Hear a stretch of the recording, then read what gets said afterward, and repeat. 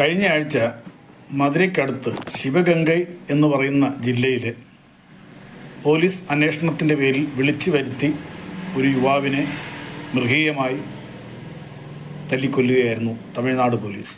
യുവാവിൻ്റെ പേര് അജിത് കുമാർ എന്നാണ്. അദ്ദേഹത്തിൻ്റെ ബോഡി കുടുംബാംഗങ്ങൾ സ്വീകരിക്കാൻ തയ്യാറായില്ല. കാരണം അവർക്ക് സംശയമുണ്ട്. പൂർണ്ണ ആരോഗ്യവാനായ ഒരു ചെറുപ്പക്കാരനാണ്. സംശയത്തിൻ്റെ പേരിൽ അവനെ വിളിച്ചുകൊണ്ട് പോവുകയും മൃഗീയമായി തല്ലി പിറ്റേ ദിവസം ബോഡി ആശുപത്രിയിലുണ്ട്, നിങ്ങൾ വന്ന് കൈപ്പറ്റിക്കൊള്ളാനാണ് കുടുംബാംഗങ്ങളോട് പോലീസ് ആവശ്യപ്പെട്ടത്. അതിൽ സംശയം തോന്നിയ കുടുംബാംഗങ്ങൾ മേലുദ്യോഗസ്ഥർക്ക് പരാതി കൊടുത്തു. എന്തായാലും പോലീസ് സ്റ്റേഷനിൽ വെച്ച് സംഭവിച്ച മരണമായത് കാരണം മേലുദ്യോഗസ്ഥർ മറ്റുള്ള അസുഖങ്ങളുണ്ട് എന്ന് കുടുംബാംഗങ്ങൾ, ആ നാട്ടുകാർ എല്ലാം കൂടെ പ്രക്ഷോഭത്തിലിറങ്ങി. ആകെ അവിടെ ക്രമസമാധാന നില തകർന്നതിനെ തുടർന്ന് ക്രമസമാധാന നില തകർന്നതെന്ന് മനസ്സിലാക്കിയ ഹൈക്കോടതി ഈ സംഭവം കൂടുതൽ സൂക്ഷ്മം നിരീക്ഷിക്കുകയും ആ മരണപ്പെട്ട യുവാവിൻ്റെ വീട്ടിലെത്തി കൂടുതൽ കാര്യങ്ങൾ അന്വേഷിച്ച് മനസ്സിലാക്കി തീർച്ചയായിട്ടും അവന് നീതി ലഭിക്കും എന്ന് ഉറപ്പ് കൊടുത്തതിൻ്റെ അടിസ്ഥാനത്തിലാണ് പിന്നീട് കുടുംബാംഗങ്ങൾ മരണപ്പെട്ട അജിത് കുമാറിൻ്റെ ബോഡി കൈപ്പറ്റി അന്ത്യകർമ്മങ്ങൾ നടത്തിയതായിട്ട് അറിയാൻ സാധിച്ചു. തമിഴ്നാട് പോലീസിൻ്റെ ഇത്തരം മൃഗീയ മൂന്നാം മുറ പ്രയോഗങ്ങൾ നടക്കുന്ന ഇത് ആദ്യമായിട്ടൊന്നുമല്ല. കൊറോണയുടെ അവസാന കാലത്ത് സാത്താൻകുളം എന്ന് പറയുന്ന ഗ്രാമത്തിൽ മൊബൈൽ ഷോപ്പ് നടത്തി വന്ന ജയരാജ് എന്ന് പറയുന്ന ഒരു പിതാവിനെ വൈകുന്നേരം 7 മണിയോടെ കടയടയ്ക്കുന്ന സമയത്ത് വന്ന് പോലീസ് നിർബന്ധമായും പോലീസ് അന്വേഷണത്തിന് സഹകരിക്കണം എന്നും പറഞ്ഞ് ജീപ്പിൽ കയറ്റി കൊണ്ടുപോവുകയും അടിച്ച് അവശനാക്കി അദ്ദേഹത്തെ ബോധം കെടുത്തി അബോധാവസ്ഥയിലാക്കുകയും വിവരം അറിഞ്ഞ മകൻ ബെന്നീസ് രാത്രി തന്നെ സ്റ്റേഷനിലെത്തി ഇതിൻ്റെ പ്രാഥമിക വിവരങ്ങൾ അന്വേഷിച്ചെത്തിയ സമയത്ത് അദ്ദേഹം അച്ഛന് ഉണ്ടായ ഇത്തരം സംഭവങ്ങളെ കണ്ട് പോലീസിനോട് വല്ലാതെ ദേഷ്യപ്പെടുകയും ചെയ്ത കാരണത്താൽ ആ മകനെ കൂടി പോലീസ് അന്ന് രായ്ക്ക് രാമായണം ഇടിച്ച് ഇഞ്ചപ്പരുവാക്കി അദ്ദേഹത്തിൻ്റെ സ്വകാര്യ ഭാഗത്തുകൂടി വാർക്ക TMT കമ്പി കുത്തിക്കയറ്റി ഒടുവിൽ രാത്രിയോടെ രാത്രി അപ്പനും മകനും തീർത്തും അവശരായി ഇവരെ ആശുപത്രിയിൽ കാണിച്ച് നേരം പുലർന്നപ്പോഴേക്കും അപ്പനും മകനും മരണപ്പെടുകയും ചെയ്തു. ദുർമരണത്തിൻ്റെ തന്നെ മറ്റൊരു പതിപ്പാണ് ഈ കഴിഞ്ഞ ദിവസം മധുരയ്ക്കടുത്തുള്ള ശിവഗംഗൈ ജില്ലയിൽ അജിത് കുമാർ എന്ന ചെറുപ്പക്കാരന് ഉണ്ടായതും. ഈ രണ്ട് സംഭവങ്ങളും നടക്കുന്നത് ജൂൺ മാസമാണ്. സാത്താംകുളത്തെ അപ്പൻ്റെയും മകൻ്റെയും മരണം ജൂൺ 21-ന് വൈകുന്നേരം പിടിച്ചുകൊണ്ട് പോകുന്നു. 22 നേരം പുലരുന്നതോടുകൂടി അവർ രണ്ടുപേരും മരണപ്പെടുന്നു.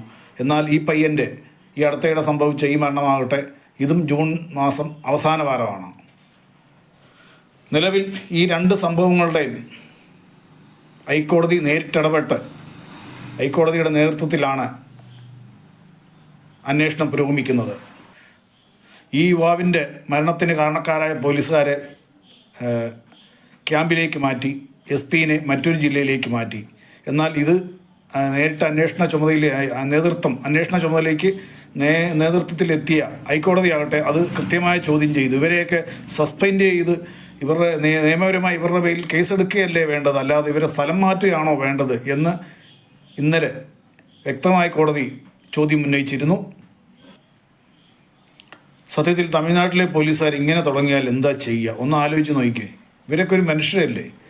ഒരു മര്യാദ വേണ്ടേ? എന്തെങ്കിലുമൊക്കെ ഒരു മര്യാദ വേണ്ടേ?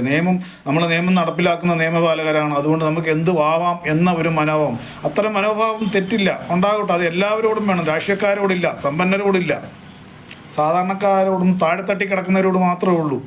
ഈ തമിഴ്നാട്ടിലെ ഇത്തരം പ്രവൃത്തിയായിട്ട് മുന്നോട്ട് നീങ്ങുന്ന പോലീസുകാർ കാണിക്കുന്നത്. അല്ലെങ്കിൽ ഒരു രാഷ്ട്രീയക്കാരൻ്റെ മകൻ്റെ കുത്തിന് വേർപിടിക്കാനോ ഈ പറയുന്ന ഉദ്യോഗസ്ഥർക്ക് ധൈര്യമുണ്ടോ? അവൻ ചിലപ്പോൾ ഹെൽമെറ്റ് ഇടാതെയോ അല്ലെങ്കിൽ വഴി കുറുകെ വണ്ടി വെച്ചേച്ച് പോവുകയോ മറ്റെന്തെങ്കിലും നിയമാനുസൃതം തെറ്റായ ഒരു കാര്യം പോലീസിൻ്റെ ശ്രദ്ധയിൽപ്പെട്ട് കഴിഞ്ഞാൽ ഒരു SI റാങ്കിലുള്ള ഉദ്യോഗസ്ഥനാണെങ്കിൽ പോലും ആ യുവാവിനെ ചെന്ന് തടയാനോ അല്ലെങ്കിൽ ശാസിക്കാനോ തയ്യാറാകുകയില്ല. അതുപോലെ തന്നെ ഒരു സമ്പന്നൻ്റെ സമ്പന്നരോടും ഇത് തന്നെയാണ് ചെയ്യാറില്ല. പിന്നെ പോയിട്ട് ഈ നിയമങ്ങളൊക്കെ നടപ്പിലാക്കുന്ന ആരോടാ? ഗതികേടുകാരായ സാധുക്കളായ ജനങ്ങളോടാണ്.